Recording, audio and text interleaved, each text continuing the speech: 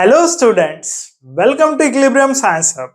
हमने स्टार्ट किया है क्लास 12 केमिस्ट्री का हमारा chapter solid state. Solid state में अब तक हमने सॉलिड स्टेट के बारे में कुछ बेसिक चीजें पढ़ी और हमने पढ़ा टाइप्स ऑफ सॉलिड्स के बारे में। टाइप्स ऑफ सॉलिड्स में हमने टू टाइप्स ऑफ सॉलिड्स पढ़े, amorphous solid and crystalline solids. Mainly two types of solids present होंगे और यहाँ तक हमने लास्ट वीडियो में कवर कर लिया है। और आज हम पढ़ने जा रहे हैं क्लासिफिकेशन ऑफ सॉलिड्स के बारे में। तो क्लासिफिकेशन ऑफ सॉलिड्स में मेनली हमें पढ़ना है क्लासिफिकेशन ऑफ क्रिस्टलाइन सॉलिड्स। तो देख सकते हैं यहाँ पर मेनली हमें पढ़ना है classification of crystalline solids. Crystalline solids को 4 टाइप्स में क्लासिफाई किया गया। फर्स्ट हो जाएगा हमारा आयनिक सॉलिड्स, फर्स्ट टाइप आ जाएगा आयनिक सॉलिड्स। नेक्स्ट देख सकते हैं आ जाएगा covalent network solid, covalent network solid. Next देख सकते हैं आप कोवेलेंट नेटवर्क सॉलिड्स होने के बाद थर्ड टाइप देख सकते हैं यहाँ पर molecular solids, molecular solids. Next देख सकते हैं आप that is metallic solids. So there are 4 types of crystalline solids. इस चैप्टर में मेनली हमें पढ़ना है क्रिस्टलाइन सॉलिड्स के बारे में। तो हमने स्टार्ट किया था सॉलिड स्टेट से और मेनली हम इस चैप्टर में जो पॉइंट्स कवर करेंगे वो कवर करेंगे ऑल अबाउट क्रिस्टलाइन सॉलिड्स। और क्रिस्टलाइन सॉलिड्स को 4 टाइप्स में क्लासिफाई किया गया, आयनिक solids, covalent network solids, molecular solids and metallic solids. Ionic solids में अगर मेनली देखें आप तो हम देखेंगे अब आयनिक सॉलिड्स के बारे में।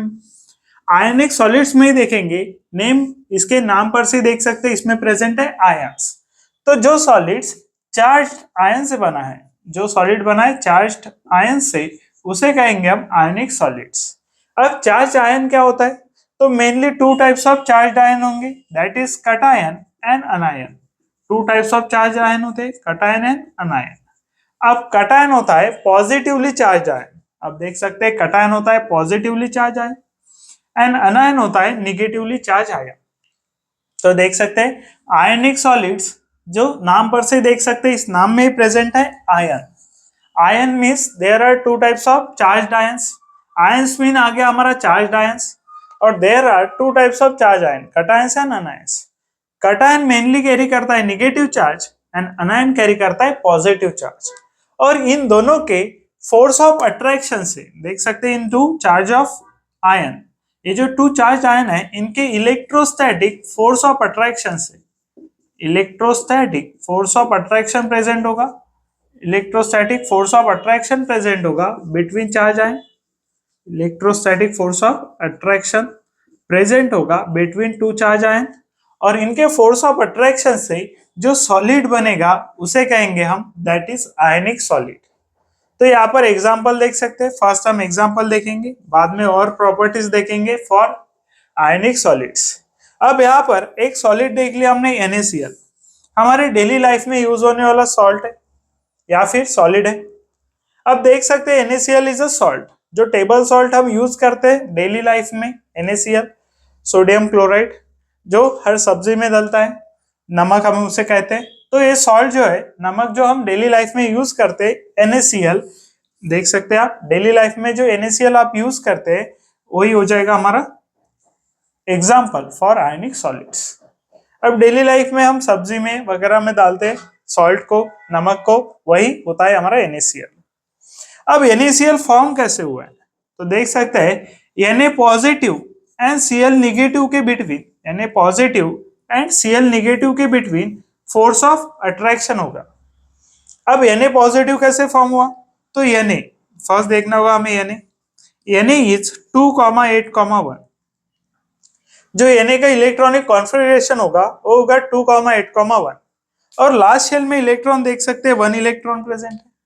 वहीं पर अगर Cl देखे तो Cl के लास्ट शेल में प्रेजेंट है 7 electrons, 2,8,7 electronic configuration for Cl। अब Na को क्या करना है? अपना 1 इलेक्ट्रॉन लॉस करना है, बिकॉज इसे आउटर मोस्ट शेल को करना है कंप्लीट, और ये अपना 1 इलेक्ट्रॉन डोनेट करेगा टू Cl। अब Cl को जब Na इलेक्ट्रॉन डोनेट करेगा तब देख सकते हैं Na के पास आउटर मोस्ट शेल में हो जाएंगे 8 इलेक्ट्रॉन्स, और Cl को जब डोनेट करेगा तो Cl को आउटर मोस्ट शेल में हो जाएंगे 8 इलेक्ट्रॉन्स। तो देख सकते हैं इस तरीके से जब Na ने अपना इलेक्ट्रॉन Cl को डोनेट किया तब Na की आउटर मोस्ट शेल कंप्लीट हुई, और Cl ने जब एक्सेप्ट किया Cl की भी आउटर मोस्ट शेल कंप्लीट हुई। अब Cl के आउटर मोस्ट शेल में अगर 8 इलेक्ट्रॉन्स प्रेजेंट है, एनी एलिमेंट और एनी एटम जिसके लास्ट शेल में 8 इलेक्ट्रॉन्स है वो कंप्लीट माना जाता है। ऑक्टेट रूल से उसे मानेंगे कंप्लीट। मीन्स अगर आउटर मोस्ट शेल में 8 इलेक्ट्रॉन्स है तो कंप्लीट है। थर्ड शेल हो, फोर्थ हो, फिफ्थ हो, अगर आउटर मोस्ट शेल में 8 इलेक्ट्रॉन्स है तो उसे कंप्लीट माना जाता है।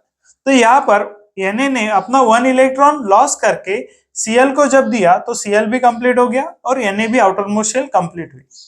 बट ऐसा करते समय अगर इलेक्ट्रॉन हम देखें तो प्रोटॉन प्रेजेंट होते 11 इन सोडियम, इलेक्ट्रॉन प्रेजेंट होते 11 इन सोडियम। बट जब उसने लॉस किया तो प्रोटॉन तो 11 थे बट इलेक्ट्रॉन हो गए 10। देख सकते हैं इलेक्ट्रॉन हो गए 10 बिकॉज उसने 1 इलेक्ट्रॉन किया लॉस। और इसी तरीके से प्रोटॉन 11 थे, इलेक्ट्रॉन 10 आ गए तो 1 प्रोटॉन ग्रेटर है इन Na। अब 1 प्रोटॉन ग्रेटर है Na में, इसीलिए इस पर आया Na पॉजिटिव। Cl में अगर देखें तो Cl में प्रोटॉन होते हैं 17, इलेक्ट्रॉन होते हैं 17। बट जब इसने 1 इलेक्ट्रॉन एक्सेप्ट किया तो प्रोटॉन तो 17 थे बट इलेक्ट्रॉन हो गए 18, और 18 इलेक्ट्रॉन होने से इलेक्ट्रॉन इंक्रीज किया इसलिए आगे निगेटिव चार्ज। यहाँ पर इलेक्ट्रॉन इंक्रीज कर रहा है, इलेक्ट्रॉन इंक्रीज कर रहा है, इसका मीनिंग है निगेटिव चार्ज इंक्रीज करा। और यहाँ पर देख सकते हैं इलेक्ट्रॉन डोनेट करने से पॉजिटिव चार्ज बढ़ा, अब निगेटिव चार्ज कम होने से पॉजिटिव चार्ज बढ़ा। यहाँ पर चार्जेस बैलेंस थे जब वो स्टेबल स्टेट में या फिर जब उसने फ्री स्टेट में था, कोई भी इलेक्ट्रॉन डोनेट नहीं किया था, तब उस पर कोई भी चार्ज नहीं होगा बिकॉज प्रोटॉन एंड इलेक्ट्रॉन होंगे सेम। यहाँ पर भी देख सकते हैं प्रोटॉन एंड इलेक्ट्रॉन होंगे सेम, इसीलिए इस पर कोई भी चार्ज नहीं होगा। बट जब ये इलेक्ट्रॉन डोनेट करेगा और ये एक्सेप्ट करेगा तब डेवलप्ड होते हैं चार्जेस। मीन्स चार्जेस डेवलप होते हैं by loss and gain of electron. इसने जो लॉस करेगा उस पर पॉजिटिव चार्ज ऑलवेज, और जो गेन करेगा उस पर ऑलवेज निगेटिव चार्ज। अब जितने इलेक्ट्रॉन्स डोनेट करेगा उतना पॉजिटिव, और जितने इलेक्ट्रॉन एक्सेप्ट करेगा उतना निगेटिव। यहाँ पर 1 इलेक्ट्रॉन डोनेट किया इसलिए 1 पॉजिटिव, यहाँ पर 1 इलेक्ट्रॉन एक्सेप्ट किया इसलिए 1 निगेटिव। और इनके बिटवीन देख सकते हैं positive and negative charge create होने के बाद फोर्स ऑफ अट्रैक्शन डेवलप होगा, जिसे हम कहते हैं इलेक्ट्रोस्टैटिक फोर्स ऑफ अट्रैक्शन, जो डेवलप होता है 2 अपोजिट चार्जेस पर। अब देख सकते हैं जो डेवलप होता है 2 अपोजिट चार्जेस पर, और यहाँ पर यानी पॉजिटिव एंड Cl नेगेटिव पर 2 अपोजिट चार्जेस प्रेजेंट है, इसीलिए इनमें डेवलप हुआ इलेक्ट्रोस्टैटिक फोर्स ऑफ अट्रैक्शन, जिसे हम कूलम फोर्स भी कहते हैं। देख सकते हैं इसे ही हम कहेंगे कूलम फोर्स भी। अब कूलम फोर्स या फिर electrostatic force of attraction develop हुआ between 2 opposite charges, and 2 opposite charges are cations and anions, और इनसे जो बॉन्ड बनता है उसे हम कहते हैं आयनिक बॉन्ड। इनसे जो बॉन्ड बना वो होगा आयनिक बॉन्ड, जो फोर्स ऑफ अट्रैक्शन से बॉन्ड बनेगा वो होगा आयनिक बॉन्ड। और आयनिक बॉन्ड जिन भी क्रिस्टल्स में सॉलिड स्टेट में प्रेजेंट होगा वो होंगे आयनिक सॉलिड्स। तो देख सकते हैं इनमें प्रेजेंट है आयनिक बॉन्ड, और ये सॉलिड स्टेट में है, इसीलिए इनको कहेंगे आयनिक सॉलिड्स। जिनमें आयनिक बॉन्ड प्रेजेंट है और सॉलिड स्टेट में उन्हें कहते हैं आयनिक सॉलिड्स। तो देख सकते हैं आयनिक सॉलिड्स की प्रॉपर्टीज भी देखेंगे। जैसे फर्स्ट प्रॉपर्टी होती है इनके बिटवीन होता है इलेक्ट्रोस्टैटिक फोर्स ऑफ अट्रैक्शन, जो डेवलप होगा 2 अपोजिट चार्जेस पर। और अगर देखें तो इनका मेल्टिंग पॉइंट हाई होता है, तो इनमें जो हाई मेल्टिंग पॉइंट होगा वो होगा हाई मेल्टिंग पॉइंट। कुछ प्रॉपर्टीज में से देखें तो हाई मेल्टिंग पॉइंट प्रेजेंट होता है आयनिक सॉलिड्स में। और देख सकते हैं इनमें प्रेजेंट होगा दैट इज हार्ड। ये जो आयनिक सॉलिड्स होंगे वो नेचर में हार्ड होंगे। इनके बाद पुअर कंडक्टर ऑफ इलेक्ट्रिसिटी होंगे, poor conductor of electricity, poor conductor of electricity होंगे in solid state, poor conductor of electricity in solid state. जब ये सॉलिड स्टेट में होंगे तब होंगे poor conductor of electricity. But जब इन्हें मेल्ट किया जाएगा या फिर वाटर के साथ ऐड किया जाएगा, अब देख सकते हैं poor conductor of electricity in solid state. अब NaCl अगर हमने लिया, सॉल्ट लिया NaCl, जो एग्जांपल हो जाएगा हमारा आयनिक सॉलिड का। आयनिक सॉलिड का एग्जांपल लिया हमने NaCl। अब इससे अगर इलेक्ट्रिसिटी पास करेंगे हम इन सॉलिड स्टेट तो इलेक्ट्रिसिटी पास नहीं होती है। बट इन मोल्टन स्टेट या इसका अगर हम मेल्टिंग करेंगे दैट इज NaCl का, या फिर इसे वाटर के साथ ऐड करेंगे तो ये कन्वर्ट होते हैं गुड कंडक्टर ऑफ इलेक्ट्रिसिटी में। मींस सॉलिड स्टेट में अगर है तो पुअर कंडक्टर ऑफ इलेक्ट्रिसिटी है, जब सॉलिड स्टेट में है तो पुअर कंडक्टर ऑफ इलेक्ट्रिसिटी है, बट इनको वाटर के साथ ऐड करने पर या फिर लिक्विड स्टेट में कन्वर्ट करने पर, इनका मेल्टिंग करने पर ये होते हैं गुड कंडक्टर ऑफ इलेक्ट्रिसिटी। और ये होता है बिकॉज ऑफ जब भी ये वाटर में ऐड करेंगे ये फॉर्म करते हैं आयंस, और आयंस फॉर्म करने से इलेक्ट्रिसिटी होती है कंडक्ट। तो हमने कुछ प्रॉपर्टीज देखी फॉर आयनिक सॉलिड्स, और हमने देखा आयनिक सॉलिड्स फॉर्म कैसे होते हैं। अब इनमें जो कटायंस एंड अनायंस होते हैं, और एक पॉइंट आपको ध्यान में रखना है, कटायंस एंड अनायंस में डिफर इन साइज, जो साइज होता है वो स्मॉल और लार्ज हो सकता है इन कटायंस एंड अनायंस। इनका जो साइज है इनमें डिफरेंस रह सकता है इन आयनिक सॉलिड्स। तो ये कुछ प्रॉपर्टीज हमने देखी for ionic solids and ionic solids को समझ भी लिया। एग्जांपल देख सकते हैं आप K2SO4, K2SO4 is also example of that is ionic solids. Next example देख सकते हैं आप CaF2 is also example of ionic solids. Next example देख सकते हैं आप MgCl2 is also example of ionic solids. अब देख सकते हैं NaCl हमने देखा, NaCl is also example of ionic solids. और इन सभी के बीच में ये प्रॉपर्टीज वेरीफाई होगी तो इन्हें कहेंगे हम ionic solids. Electrostatic force of attraction होगा, तो ऑपोजिट चार्जेस के वजह से इलेक्ट्रोस्टैटिक फोर्स ऑफ अट्रैक्शन होगा, इनमें भी आयनिक बॉन्ड होगा, हाई मेल्टिंग पॉइंट होगा, हार्ड होंगे और पुअर कंडक्टर ऑफ इलेक्ट्रिसिटी होंगे in solid state. But water में या फिर मेल्टिंग करने के बाद ये कन्वर्ट हो जाएंगे that is good conductor of electricity. तो ये कुछ पॉइंट्स हमने पढ़े आयनिक सॉलिड्स के बारे में, देख सकते हैं। हमने स्टार्ट किया है classification of crystalline solids. Classification of crystalline solids में अब तक हमने आयनिक क्रिस्टल्स के बारे में या फिर आयनिक सॉलिड्स के बारे में पढ़ा, और नेक्स्ट हम देखने जा रहे हैं कोवैलेंट नेटवर्क सॉलिड्स। तो देख सकते हैं कोवैलेंट नेटवर्क सॉलिड्स में फर्स्ट देख सकते हैं कोवैलेंट नेटवर्क सॉलिड्स। अब कोवैलेंट नेटवर्क सॉलिड्स में मेनली प्रेजेंट होगा दैट इज कोवैलेंट बॉन्ड। सो देख सकते हैं कोवैलेंट सॉलिड्स में मेनली प्रेजेंट होगा कोवैलेंट बॉन्ड। अब कोवैलेंट बॉन्ड प्रेजेंट होगा इन एटम्स। तो जैसे हमने देखा आयनिक सॉलिड्स में प्रेजेंट हो गए आयंस, तो आयनिक सॉलिड्स में हमने देखा आयनिक सॉलिड्स में प्रेजेंट होते हैं चार्ज्ड आयंस। उसी तरीके से कोवैलेंट नेटवर्क सॉलिड्स में प्रेजेंट होंगे एटम्स, और एटम्स के बिटवीन प्रेजेंट होगा कोवैलेंट बॉन्ड, और कोवैलेंट बॉन्डिंग से एटम्स को जोड़ने के बाद ही बनता है दैट इज सॉलिड।